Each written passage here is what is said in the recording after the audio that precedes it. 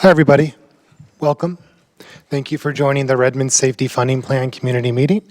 My name is David Gitlin. I will be facilitating our meeting tonight. Thank you for joining this hybrid environment. This is a first for me, doing a virtual and in-person meeting at the same time, and I'm looking forward to the experience. I hope you are too. Before we get started, we have a welcome from Mayor Bernie. Thank you, Mayor. Well, good evening, everybody, both here and online. Thank you all for taking time out of your busy lives to be part of this, to listen to where we are right now, and hopefully ask some great questions and give us some feedback on where we go from here. Your voice is extremely important in our decision making. So we have scheduled this in order for you to hear some things, and really we do want your feedback on it to kind of see where we go. We are currently engaging in community members about how to continue to fund Redmond's police and fire services today and into the future. In 2021, our two departments responded to nearly 38,000 emergency calls for assistance, and that number continues to grow. With safety as one of our highest priorities, we need a responsive public safety system that understands and can meet the needs of our evolving city. Community safety is vital to ensuring a strong economy and thriving community for all. And in order to build capacity in our traditional services, the city has invested in non-traditional approaches such as mobile integrated health and a mental health specialist. Tonight, we have several great speakers, including our Chief Operating Officer, Melissa Files, our Finance Director, Chip Corder, and both the police and fire chiefs, right ahead of you, Chief Shepard and Chief Lowe.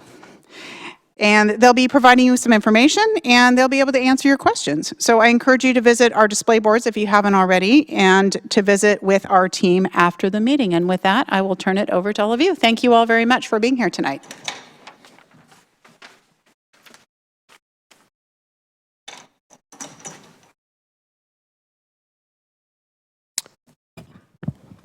Okay, before we get started, just a handful of ground rules for our presentation tonight and our Q&A session after the presentation. So I am your facilitator. I will guide us through our agenda and our Q&A.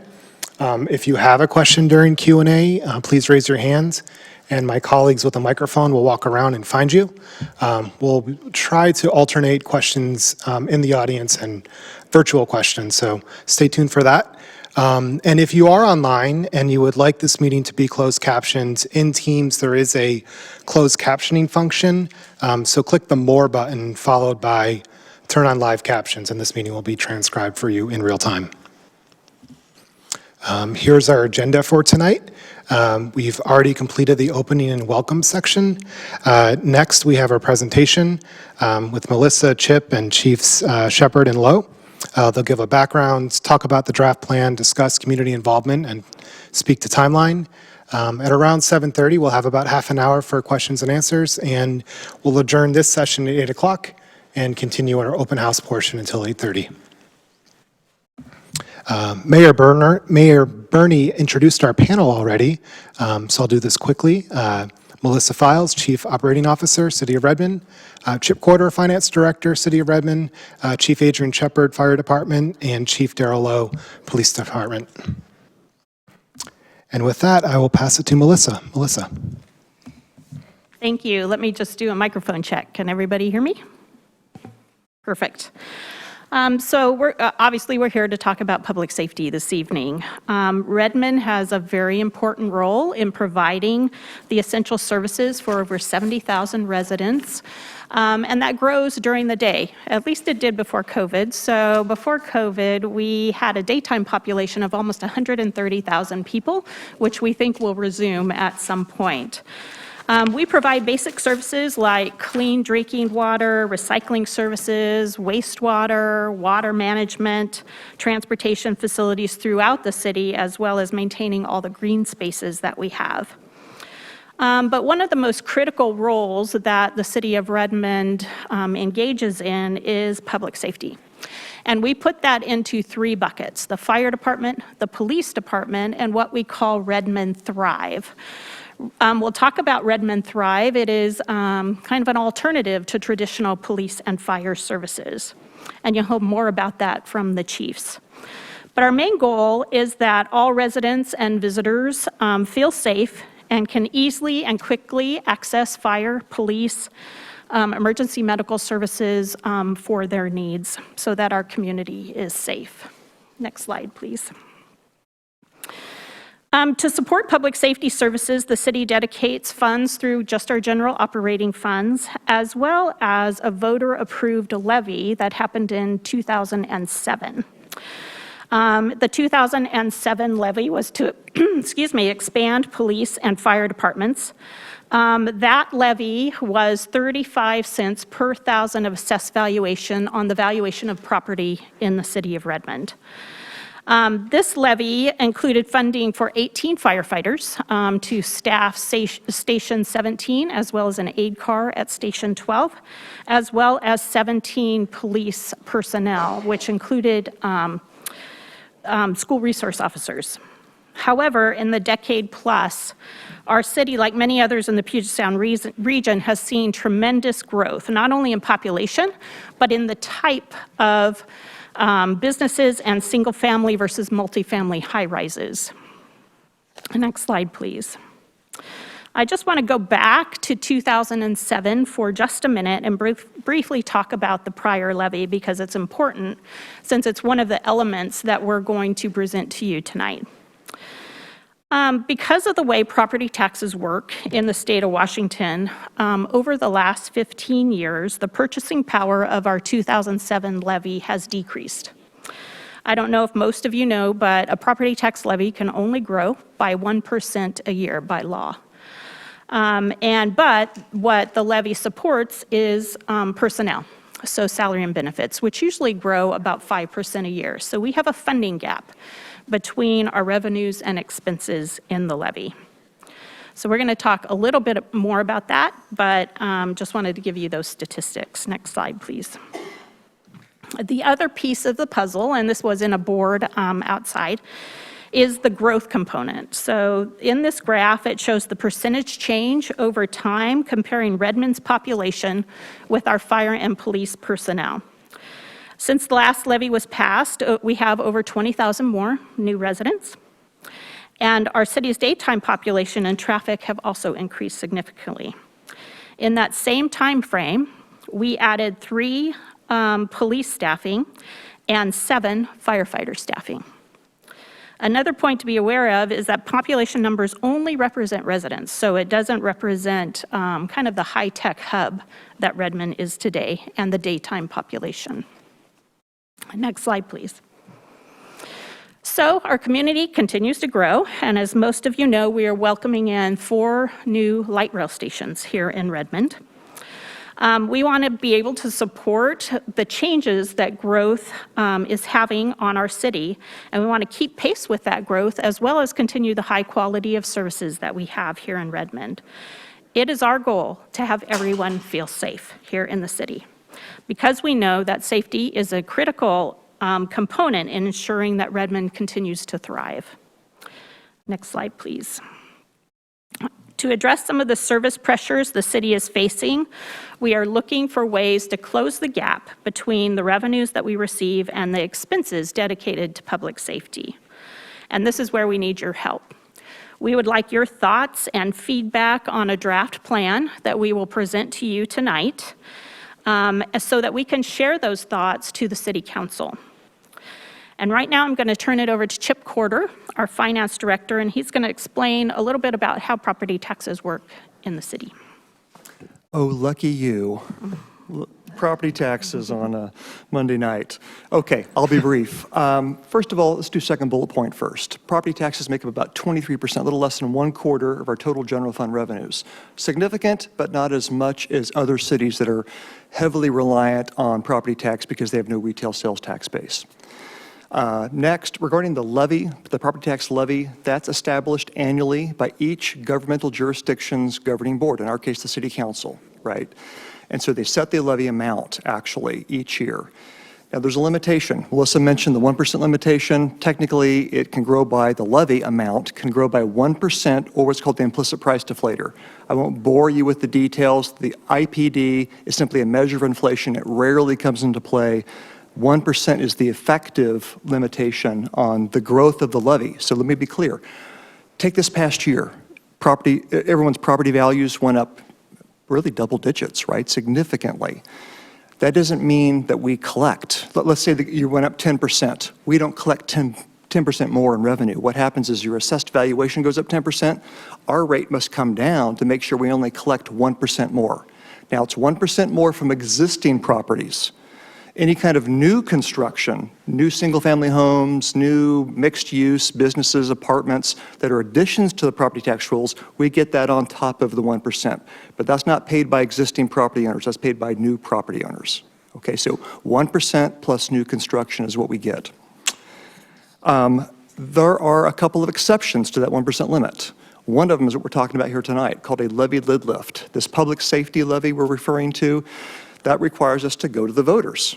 And if you support it, the threshold is a simple majority, 50% plus one. And so that's one of the exceptions. You can choose to exceed the 1% limit by approving a levy lid lift. Assessed valuation, that's established by King County each year. There's always a lag. It's at least a year to about 18 months is what the typical lag is to actual market value. As an example, the median value, assessed value home in Redmond is $1 million. If that feels a little low, it's because it is. Like, it's about that 12 to 18 month lag is in play.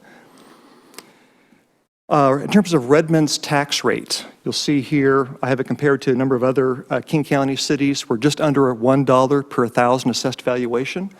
If you're kind of curious, why is Mercer Island so low? I worked there for 14 years, so I know that city really, really well. Well, the assessed valuation there is extraordinary, and they have no retail sales tax base, and so their rate is low. Bellevue, if you're wondering, also has significant assessed value, both residential and commercial, but there was a period of time, it's been a while ago, about 10 years, where they did not take the 1%, the council did not vote to take a 1% increase in the levy, and so that caused the rate to drop over time. So that's one of the reasons it's so low, but it has a substantial retail sales tax base. And the only other thing I'll mention, which is not on this slide, is when you look at your total property tax bill, and you'll have a difficult time discerning this, but the city receives less than 12% of your property tax bill. So that median assessed value home that I mentioned earlier, the $1 million, that total tax bill is about $8,900 a year. The city gets $1,000 of that $8,900 in property tax, just FYI. The bulk of your property tax, 60%, goes to education, both the state school fund and Lake Washington School District, but the city gets less than 12%. Thank you, Chip. And Melissa. So let's talk a little bit about the draft plan that we have for you tonight. Next slide, please. So our first objective in the draft plan is to reinvest in the services that are supported by the 2007 levy. As a reminder, Chip just reminded you that we are bumping up against that 1% increase. And again, personnel costs grow more than 1% per year. So just this portion of our funding plan would bring in we would need about $3.5 million per year just to support the services that you have now in police and fire. And with that, I'm going to turn it over to Chief Shepard, and he's going to talk about the fire components of the plan. Absolutely. Thank you, Melissa. I appreciate that. And good evening, everyone. Once again, I'm Fire Chief Adrian Shepard. It's a pleasure to be with you on this evening. I'm really excited to talk about our mobile integrated health program and some of the other programs we have inside the fire service. So talking about the mobile integrated health program, first and foremost, I want you to know that we believe that this is a cost-effective way to increase our reliability here in Redmond with our emergency services and resources while addressing some of the community's needs. The MIHS, or Mobile Integrated Health Program, includes our paramedics, our EMTs, social workers, mental health workers, substance abuse professionals, and others who work to better understand the situation and to address the 911 callers' needs. What you'll see typically with the Mobile Integrated Health Program, when we do get call-outs for service, our people in a emergency response mode actually make movement to that location to actually interface with whomever is in need. They make an assessment on the situation. Sometimes people don't fully understand what their needs are, but our mobile integrated health professionals actually do have a better understanding sometimes of what's going on, and they really work to make sure that they get the people to where it is they need to be it assistance with their medications, assistance with getting some sort of social help. All these different services actually fall under that umbrella of Thrive and inside the Mobile Integrated Health Program. The program currently operates only 40 hours a week. And for us, we believe that that's not enough time. And so what we are endeavoring to do in this program is to expand it to 12 hours a day, 7 days a week, which more than doubles the amount of time that we're available to the community here in Redmond. So in addition to the Mobile Integrated Health Program, we're looking to expand what we do as far as a fire service and emergency response. So next slide, please. So if you look at it, we're trying to improve our response times and expand the department coverage. And so we're looking to do this a couple of different ways.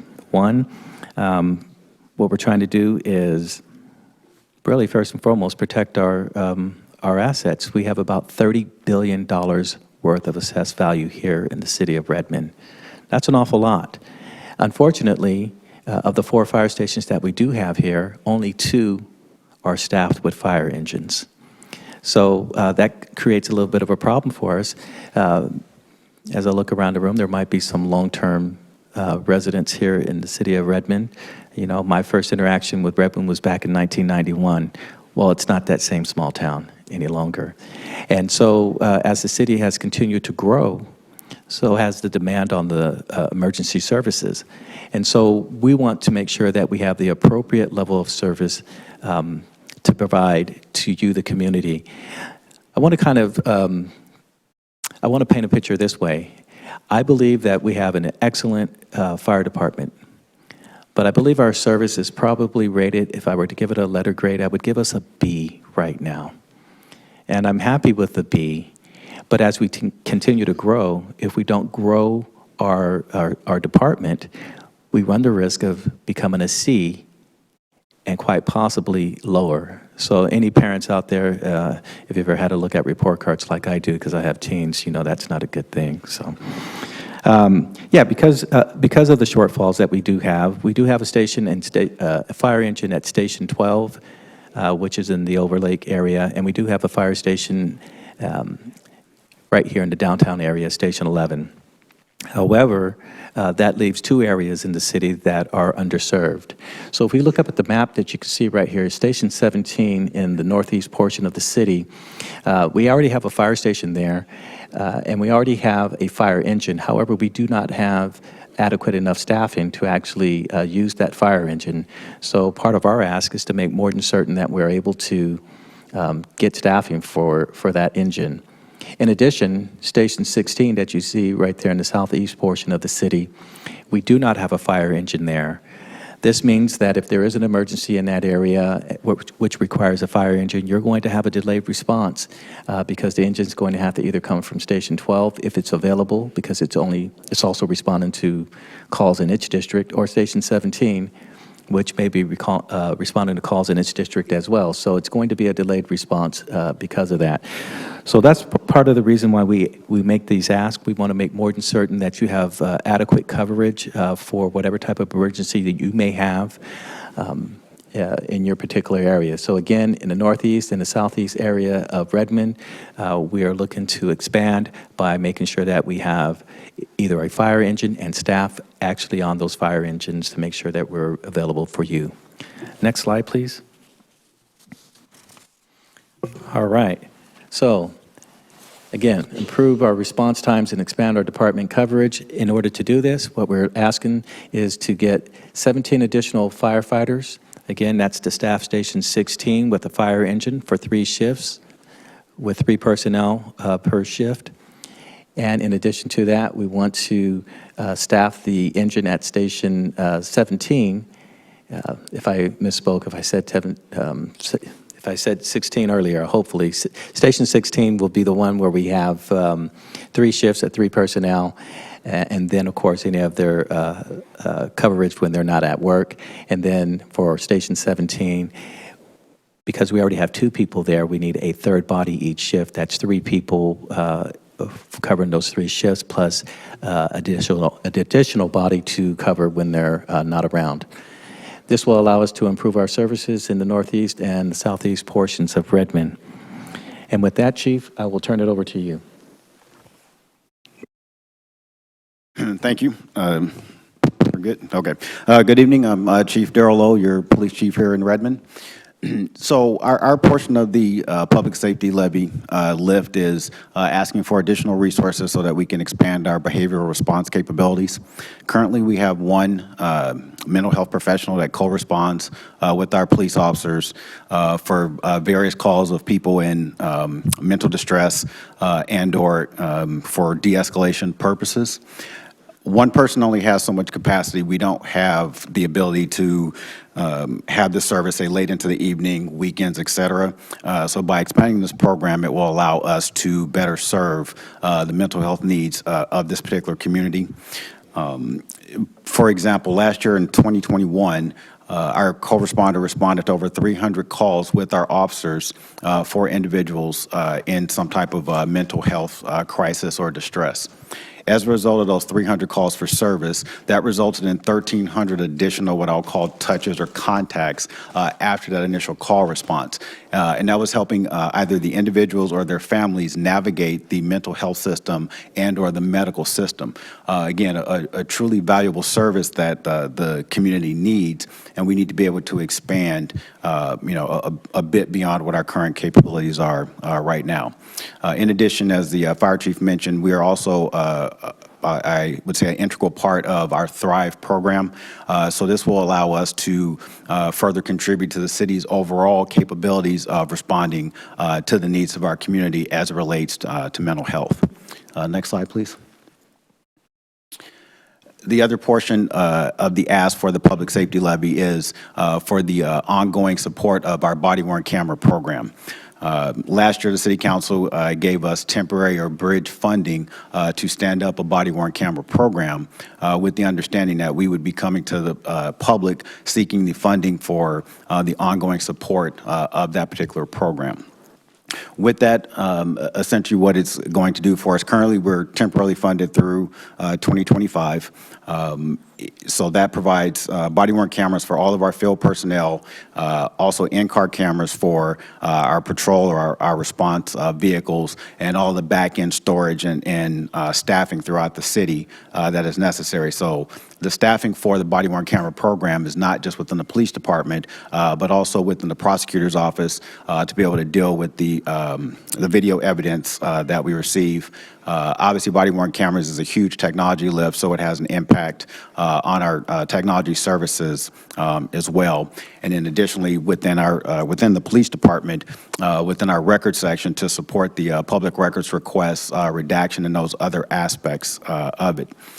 The body-worn cameras are very important both for the community and for the police department to allow us to continue being transparent in our interactions with the police, and then also to capture video evidence and the interactions that our officers have with the public.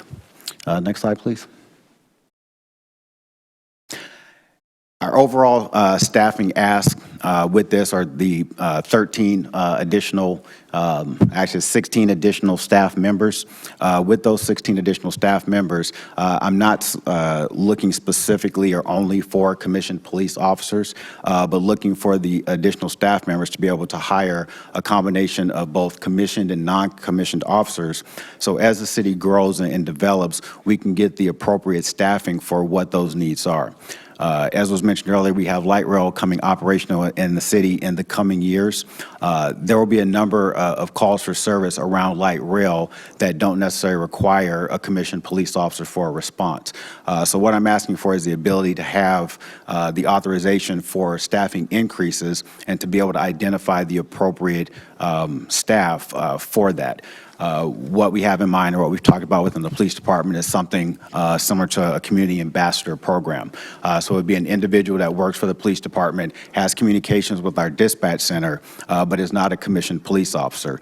So when they have a quality of life type of call or circumstance, that unit or group can respond to that particular call for service, address the particular need or issue.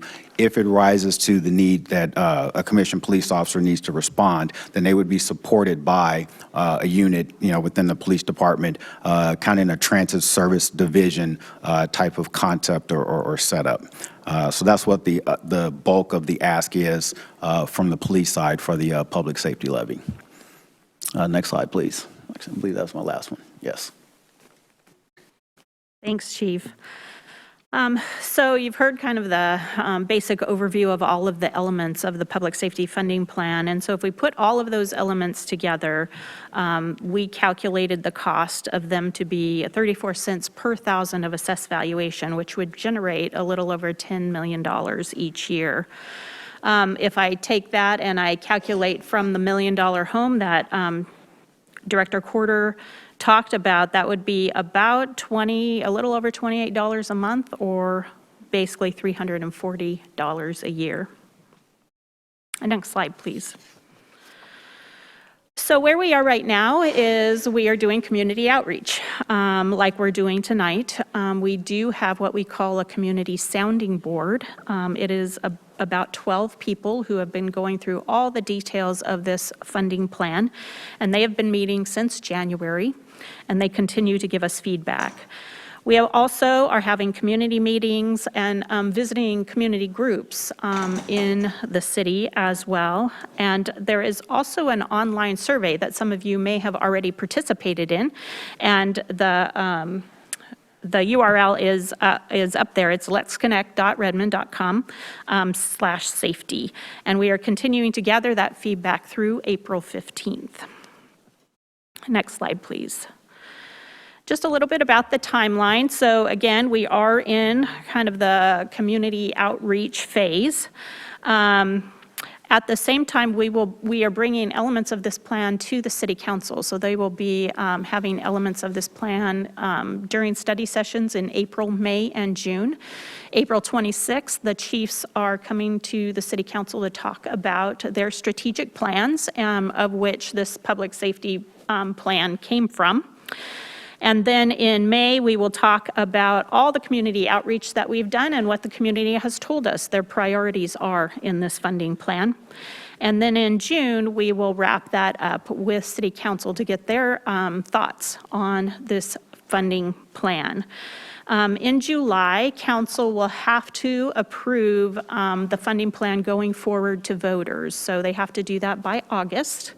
And then it will go to voters in November if they choose to go that route. So that gives you kind of an overview of the timeline we're looking at. Next slide. Okay, thank you to our panel, and thank you everybody for your attention throughout our presentation tonight. We've got about half an hour for questions and answers. I see hands up, so again, as I mentioned before, I try to alternate questions and comments in the room with questions and comments online. So if you'd like to raise your hand, my colleague Maddie will bring a microphone to you and she will hold it for you. And again, we have about half an hour, so I would just ask that you can keep your questions and comments as concise as possible so we have enough time for everybody who wants to participate. And right here. Don't trust me. She doesn't really know the truth. Very dangerous to give me a microphone. Question for Chip and Melissa. You're talking about the new levy generating $10 million per year. Could you tell me how much is left? What can we expect from the 2000 levy for 2022? How much money will that generate? So the question is, just so I have it right, the 2000 levy, you're asking how much that 2007 levy, how much that will generate for 2022? So it generates now about $10 million a year. Okay, no questions online. This gentleman here.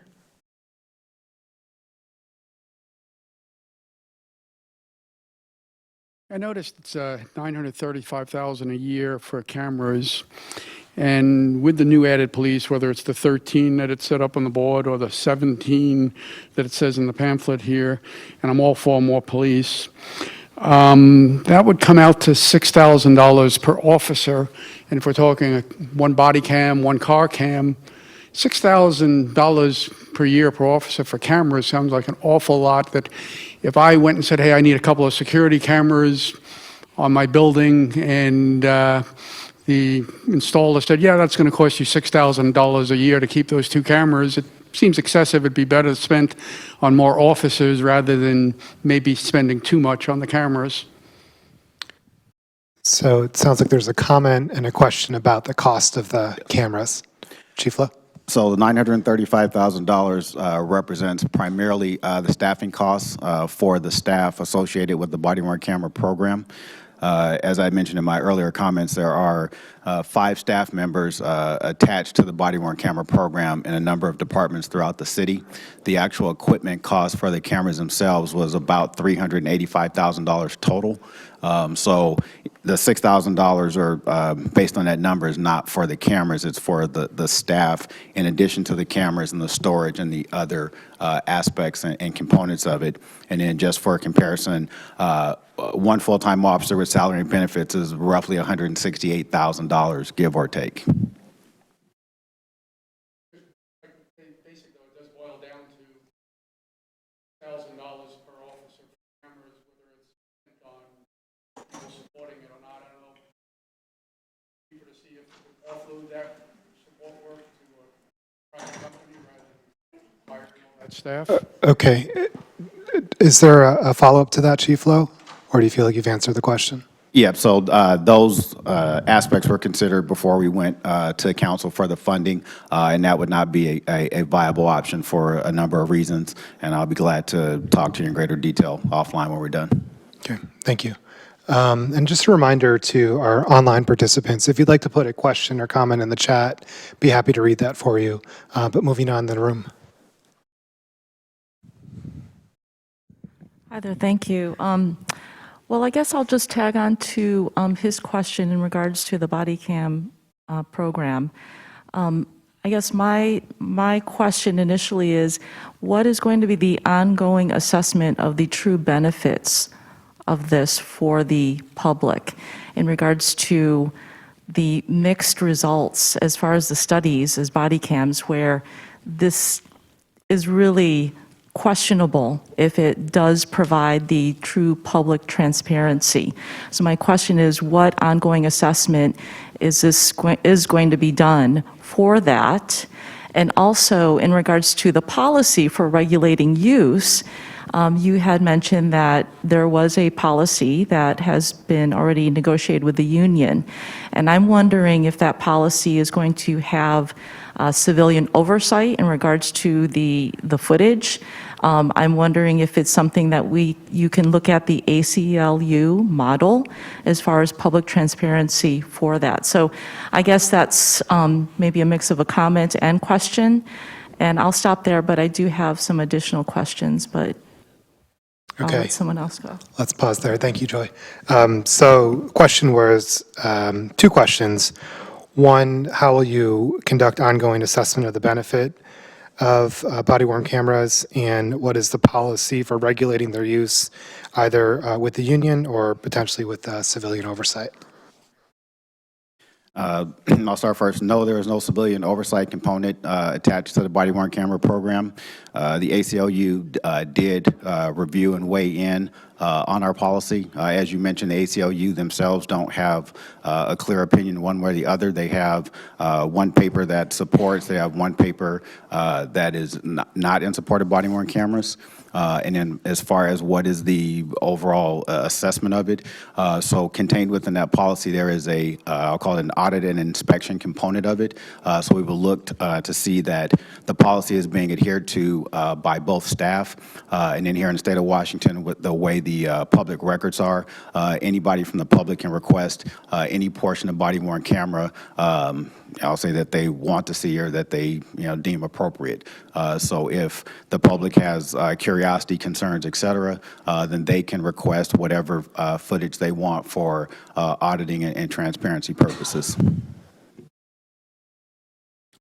Okay, I'm going to read a comment and a question online.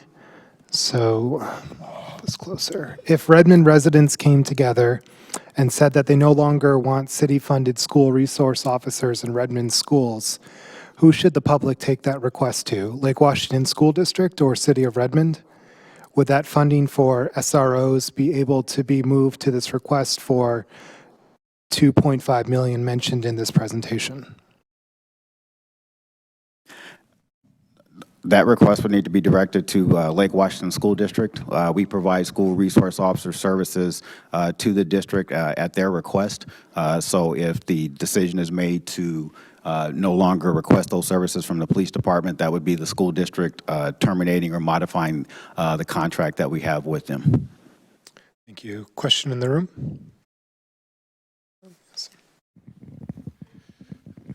Hi, thank you. I'm directing this to Chief Lowe, and I did respond somewhat to the survey on this. Everybody, you're all talking about body-worn cameras, which constitute about $3 million, I think, of the cost. I guess what I read was the total cost is $4 million. So that leaves $1 million we're spending over a 5-year period of time for the, excuse me, the in-car cameras. I've gone online. I really can buy into, finally, the body-worn cameras. I'm a late adapter, but I've learned to I can understand it and appreciate it. But I've researched just today in-car cameras, and I can't see how you can justify them. I can't imagine anybody in Puget, I don't know, is anybody in Puget Sound using them? So it seems like you're kind of neglecting that a quarter of the camera issue, and I would like you to expound on what the value is and what the benefits are of these in-car cameras, and I hope that you bring it make sure the public knows about them. Thank you. Okay, thank you. So it sounds like the question is to expand the benefits of car cameras compared to body-worn cameras. So the in-car camera portion of it rounds out, I'll say, what a complete system would be. So the in-car camera provides a perspective of what the officer is seeing, as they respond to a call. If they're on a significant call, it has the ability to be able to live stream that information back to a command center or a command post. And then also, it provides, I'll say, both transparency and information inside the car, because not only is there a forward-facing camera that captures what the officer sees in front of them, but there's also a camera in the back of the vehicle where a suspect potentially, would be transported.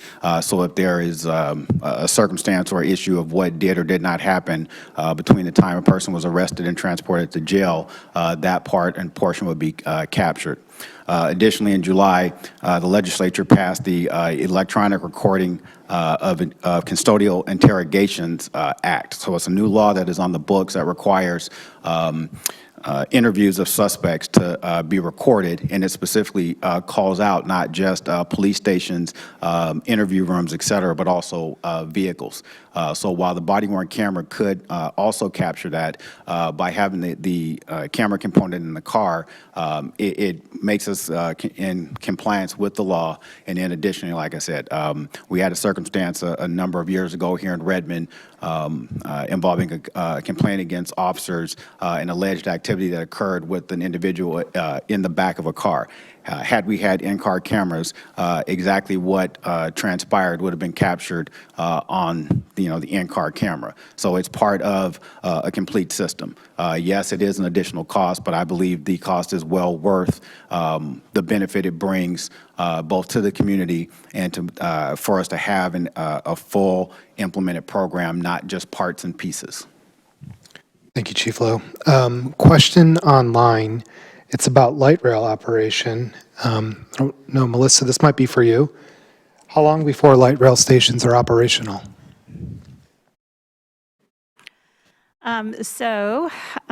We have 2 light rail stations in Overlake and 2 light rail stations here downtown. The Overlake station should be operational in 2023, and the downtown stations in 2024. Thank you. In the red jacket here up front.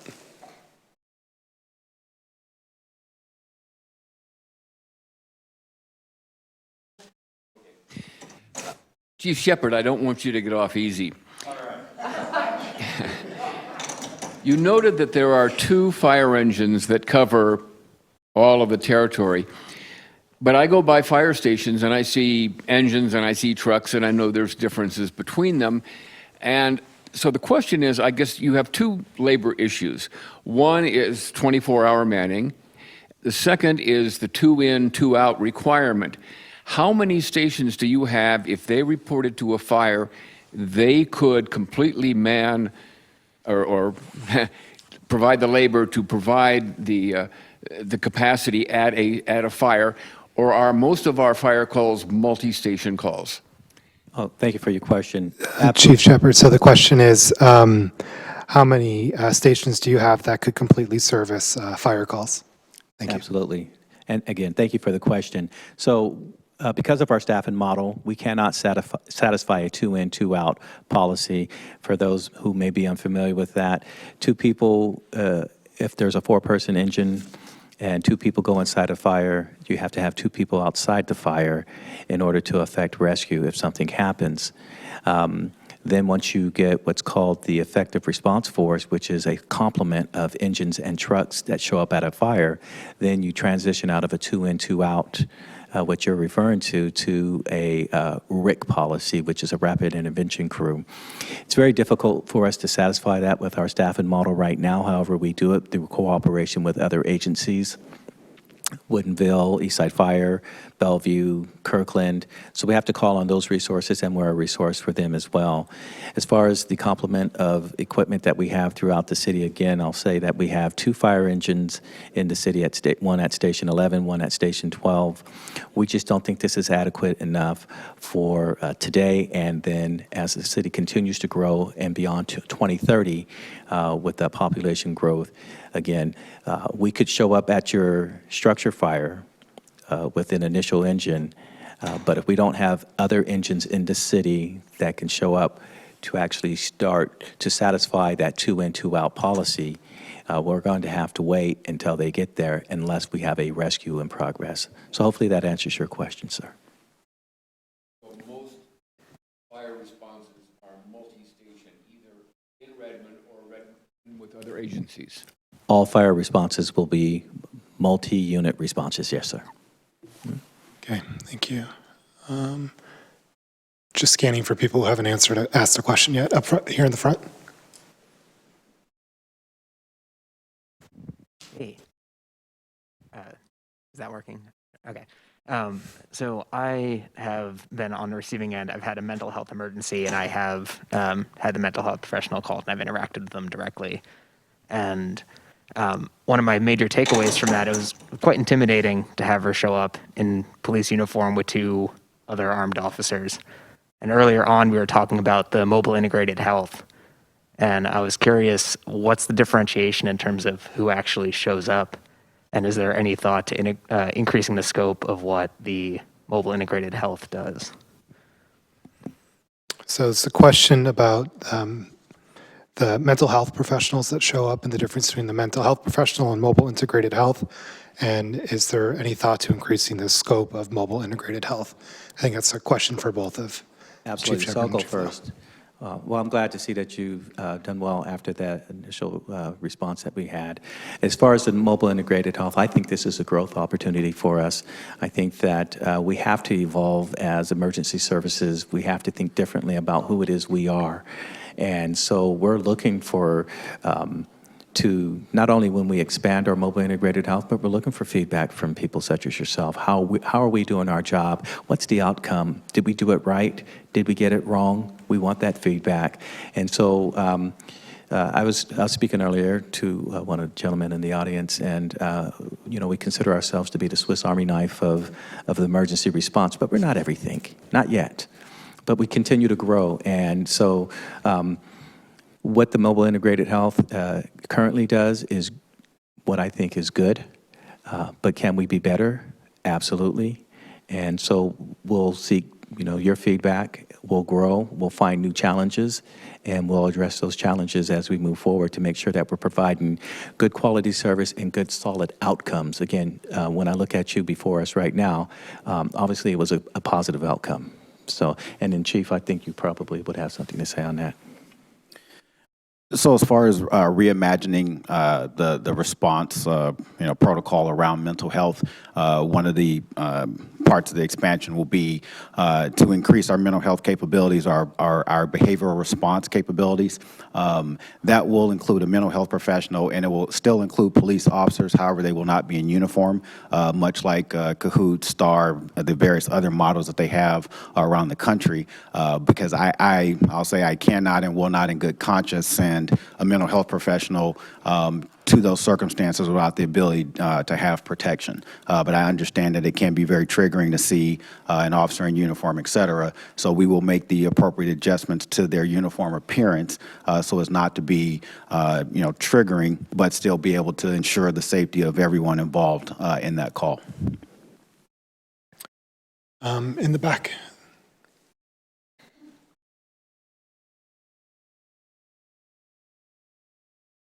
This follows up on that. One of the things I really like about this plan is it seems like there's a lot of flexibility built in. While you're identifying areas for investment, there's also different ways that you can invest within those categories. So I really like the possibility with the additional police positions of having non-uniformed and uniformed officers.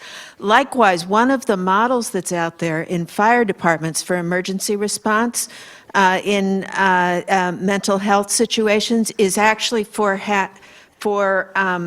firefighters to have additional training to do some of that emergency response and to rotate in and out of the emergency response positions. Could some of the positions, the additional firefighting positions in this plan, actually be used in that rotating way to help with the appropriate mental health responses on the street? So the question is, could some additional firefighters provide support for mental health response? Yes. So thank you for your question. And that's what we're currently doing. Yes, ma'am. Okay. Up here, and thank you everybody for letting Maddie hold the microphone. Appreciate your help. Hi. So I am a person who has struggled with my mental health since I was 14. I've been hospitalized several times. It's been a rough go of it. But my question is, why do police officers have to respond to mental health crises? In Denver, they have piloted what is called the STAR program, the Support Team Assisted Response. They have sent teams of people, no police officers, to 2,200 low-risk calls in reporting involving trespassing, intoxication, and mental health crises involving poverty, homelessness, and addiction. In all of that time, they have never had to call the police for backup. In that case, with police not being there, that frees up police forces to be able to respond to higher risk crime such as,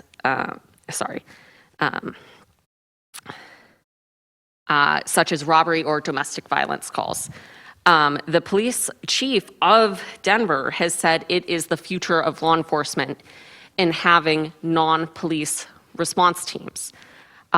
Again, my question is, if this pilot program has been so successful that they are in fact multiplying it 5 times, why does Redmond in our current state prioritize hiring more police and sending those police to mental health calls when in fact it has been shown that you can have low risk calls with people trained in de-escalation and mental illness not involve the police? Thank you. Thank you for the question, Chief Lowe. That sounds like that's for you. And why do police officers have to respond to mental health crises? And are you familiar with the Denver example that's been cited? Yes, we're familiar with Denver. We've spoken with the police chief and the folks in Denver involved with the STAR program. And I would say this, we aspire to get to that point. We're not there currently. Very briefly and succinctly, in part, it's an infrastructure issue, and it's also a training issue for the call screening. So from a city perspective, from a liability perspective, from a chief perspective, I have to ensure that my call takers have the appropriate training, credentialing, et cetera, to be able to properly assess the calls as they come in so that the right resources can be sent out. And that is what is probably the biggest impediment to implementing that type of program immediately. Again, we are familiar with STARS, we're familiar with Cahoots. Albuquerque also has a program that is similar, and ultimately we would aspire to get to a point where the police are not involved, but we're not there yet. And for me, it comes down to a safety component. And yes, I'm familiar that they've had the 2,000 calls and haven't had to call for a police backup. That's great. But if, right? And that's what, I'm responsible for, is the safety of all people involved.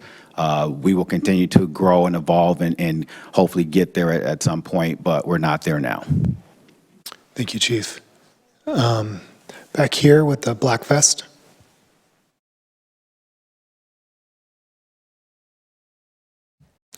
And we have about 10 or so minutes for our Q&A. This is to both chiefs, asking how many times when you have Thrive or when you have the mental health specialist or the MIH crew responding, how often have you not had a place or a resource for those people? Not the staff, for the people that they're trying to serve.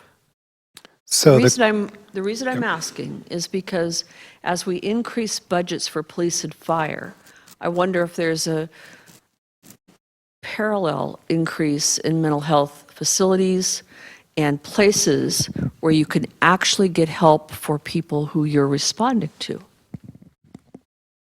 So the question is for services provided in the Thrive, MIH, and mental health professional programs, how often have you had a resource to serve the people that have been responded to in those scenarios?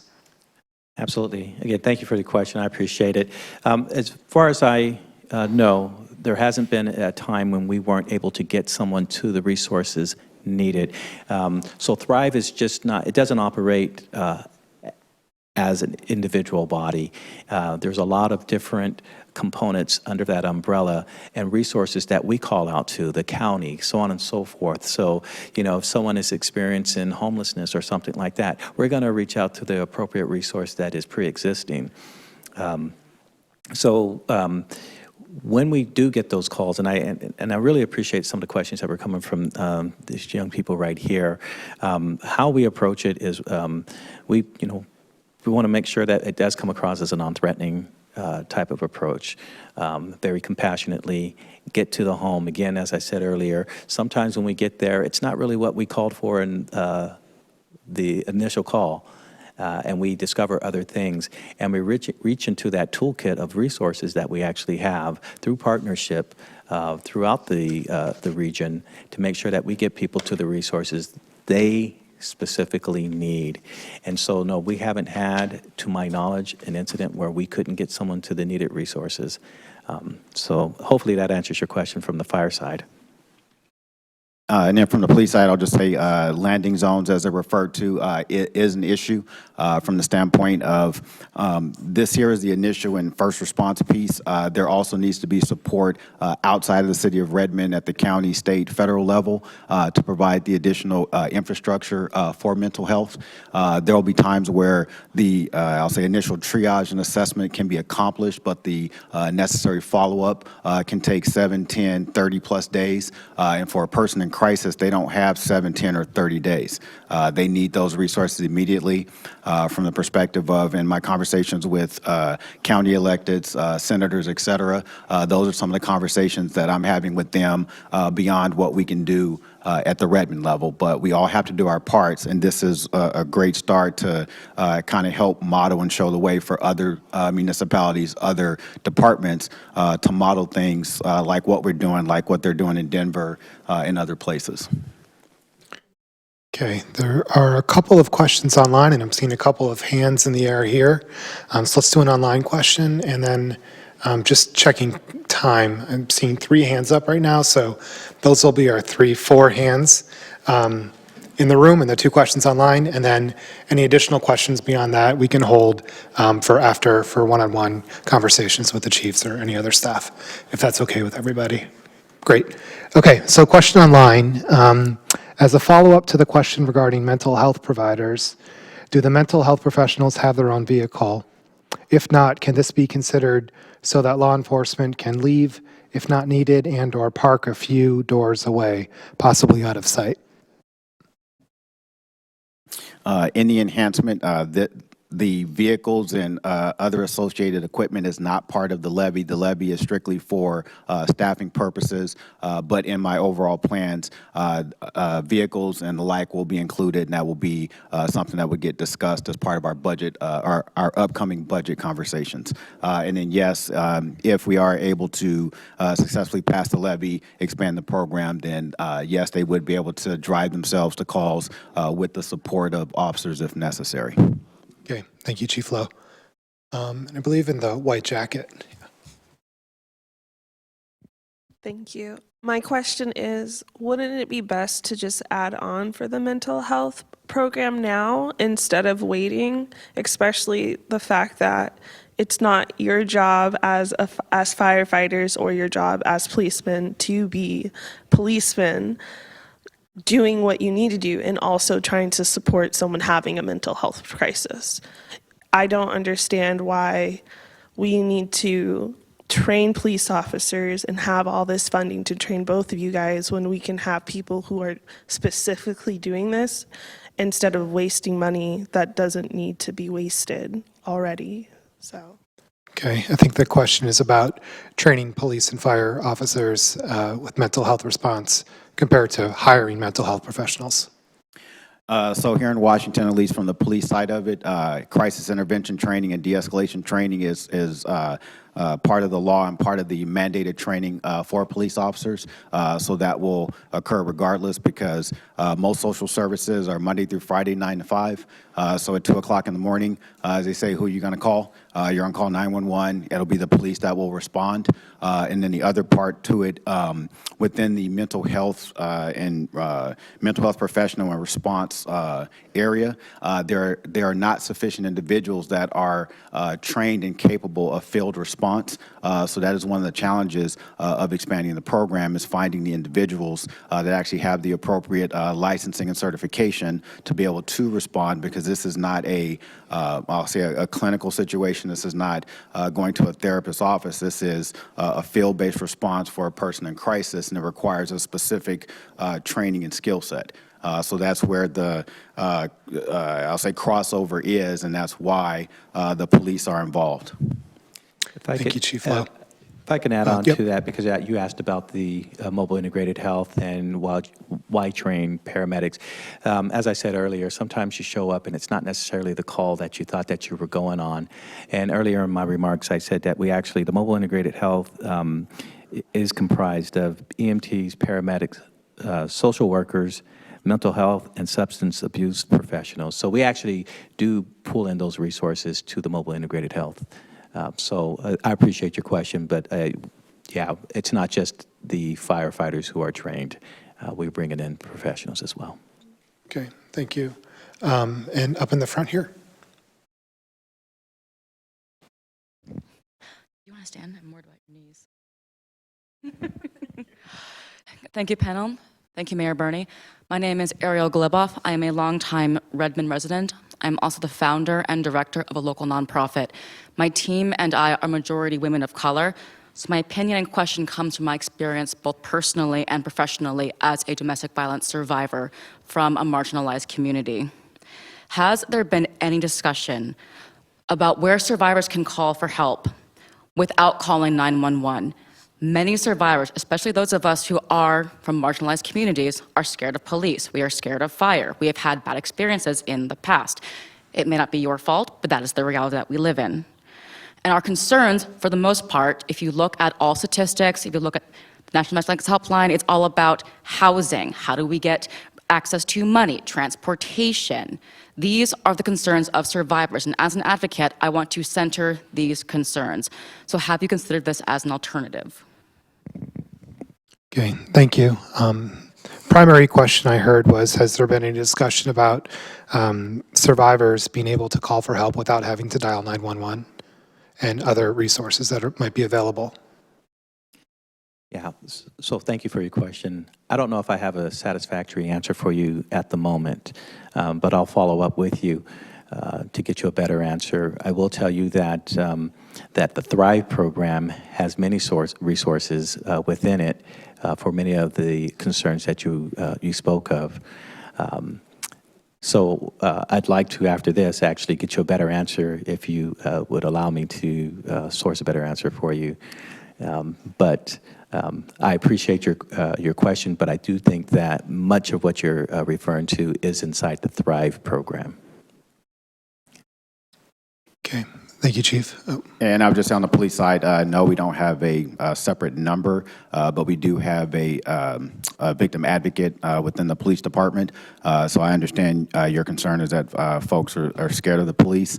The best I have is that we do have somebody specifically to come alongside and partner with victims and can help refer them to resources outside of the city through the county or through some of our partners here at the, say, Together Center and some of the other service providers that are out there.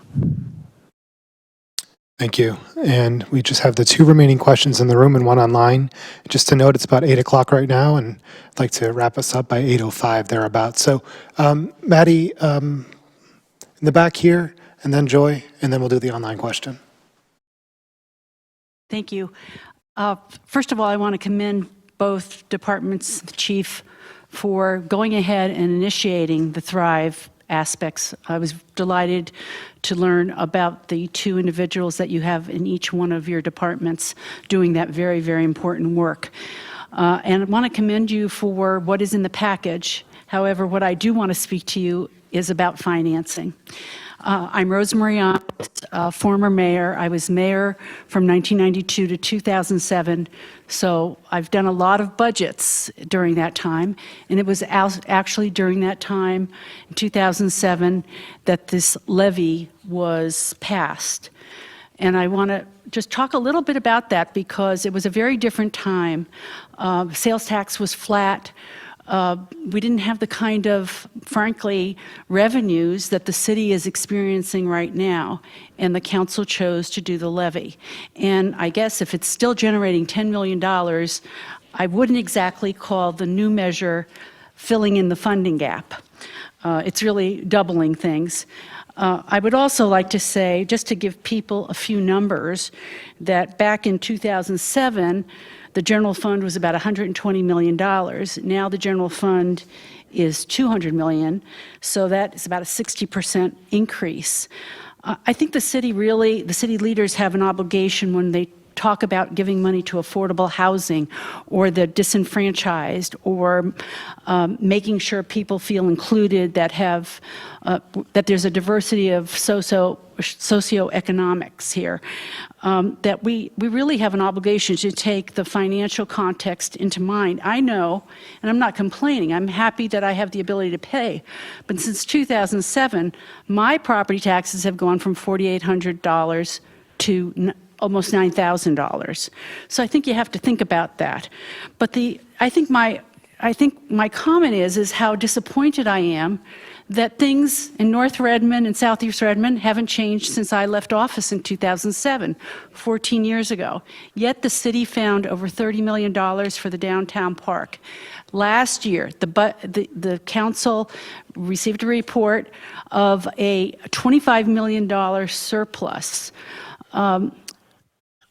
I just think that to sort of jump on the levy bandwagon, is financially irresponsible right now. I think that the city talks a lot about priorities, priorities, priorities, and I can't think of two departments that should be right at the top of basic essential services. It needs to come out of the general fund. And I will continue to speak on behalf, but I do want to commend both departments. I think you've got a great track record, but the city needs to do the hard work and start finding money in the general fund before it sort of dangles police and fire out there to sort of threaten, oh, we're not going to be safe unless you support this increase in your taxes. I think you need to rethink the financing of this. Okay, thank you for the comment. And one more question up here.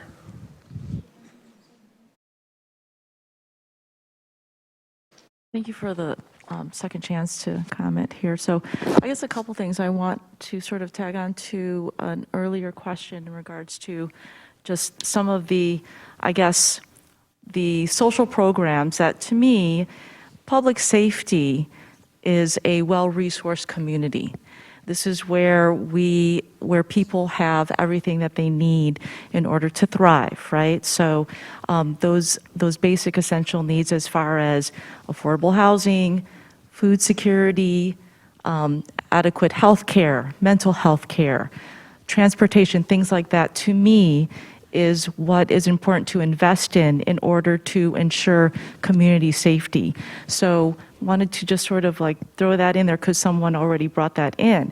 But also too, I guess in regards to, for Chief Flo, there's the ask for 1 additional mental health professional and then the 13 additional police officers, but you did state that some of those would be civilian officers or civilian, whatever you called it. So I guess I'm wondering a little bit more about who these civilian officers or ambassadors you're talking about.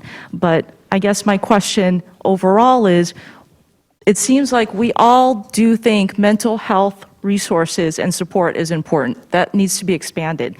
Why does this have to be packaged in with law enforcement?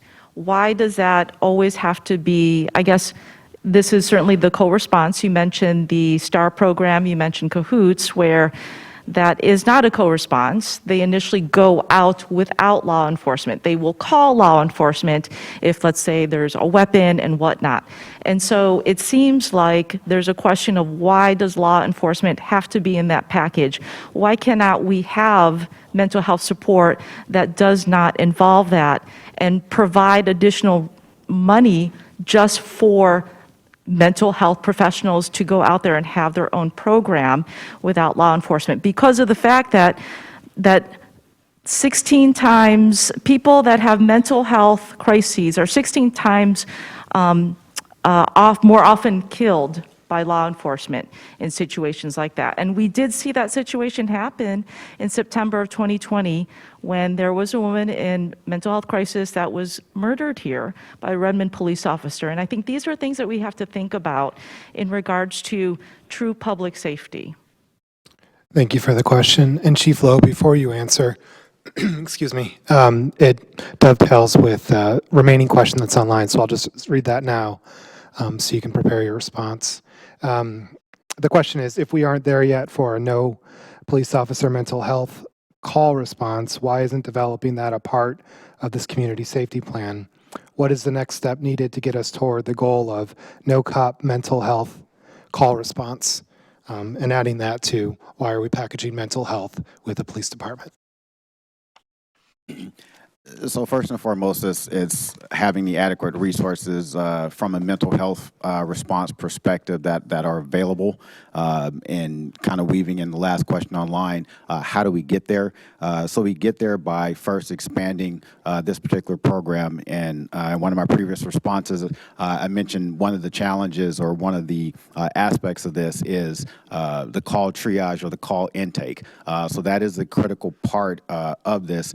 Some of the other programs that were mentioned, they do have a separate, instead of 911, it's a 211, 811, some other type of intake piece. That's going to require a significant amount of money to stand up an additional like dispatch center, if you will. We already have the infrastructure in place. So ideally, say, if you want to call it a long-term plan, be it a 5-year, 10-year type setup, would be to get the appropriate call screening capability in place while we build up the resources for the mental health response, and then to bifurcate those two, take it away from the police department. So the desire and the comments are not lost on me, but I have to work within the framework that I currently have to be able to address what the underlying need is, which is an increased capability of responding to the mental health crisis that exists within society. So as we develop this program, we can look to bifurcate it, separate it out. I'm fine with that. Somebody mentioned before, yes, if we can free up police officers to respond to other calls and not necessarily the mental health calls, I don't have a problem with that. But as I said, when a person is in mental health crisis, we are the ones to call. We have the one co-responder. We're trying to expand it. To your question, Ms. Randall, yes, I'm looking for the ability to hire 16 additional people, and I'm not tying it to a specific title of, police officer, school resource officer, et cetera. It's saying that give me the ability to expand and have the flexibility to reimagine what a public safety response looks like, hearing the information from the community and being able to expand our behavioral health capabilities and response. So part of that 16, as my staff and I kind of mind mapped it, we were looking at the mental health professional, licensed clinical social worker, a case manager, to have more comprehensive services as opposed to just that first response. Because to the question from the other audience member, one of the other challenges is the actual services within the county and outside of Redmond are 10, 14, 30 days out. So we need to be able to still partner with these individuals to see to it that they get the help that they need, so we don't just kind of put a Band-Aid on it and respond out, stabilize, but because they don't get the follow-up they need for such a long period of time, that we find ourselves responding back out there yet again.